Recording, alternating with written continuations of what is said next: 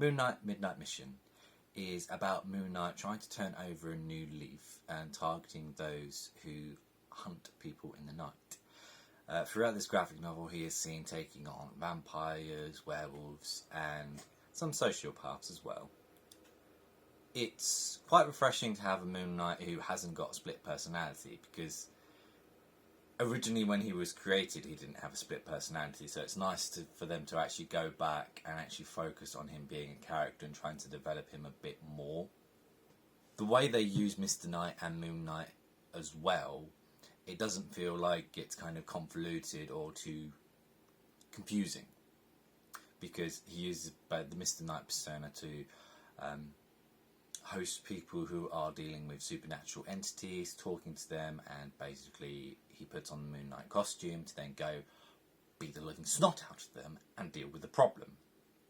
Whilst Moon Knight is doing all of this, there is someone who is trying to break him, both mentally and physically, but he's not quite too sure who it is behind it, because most of his rogues gallery he has either butchered to death or severely crippled, so there is no chance that someone could target him at this point, so it's very confusing for him who would actually be going after him.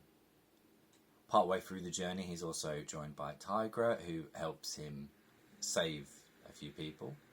It's nice to see Tigra in this kind of series, because aside from this she really hasn't had anything to do in the Marvel universe for ages. I don't remember when she's been in an Avengers team. She hasn't done anything, and just to have her just appear, it was just nice and refreshing just to see the character and they're actually using her.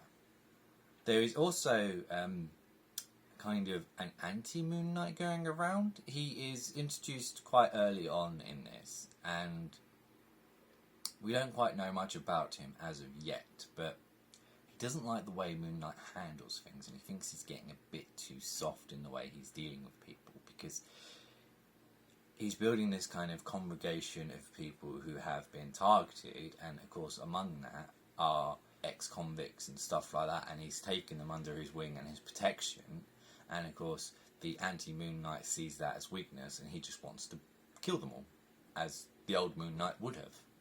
So that adds a whole new level to the graphic novel as well.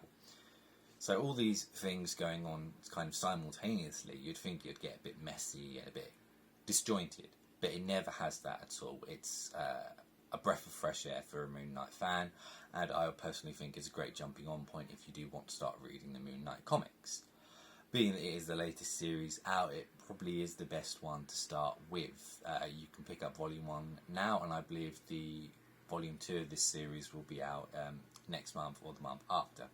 But yeah, that's all I have to say about this. Thank you for watching, and I'll catch you in the next one. Bye!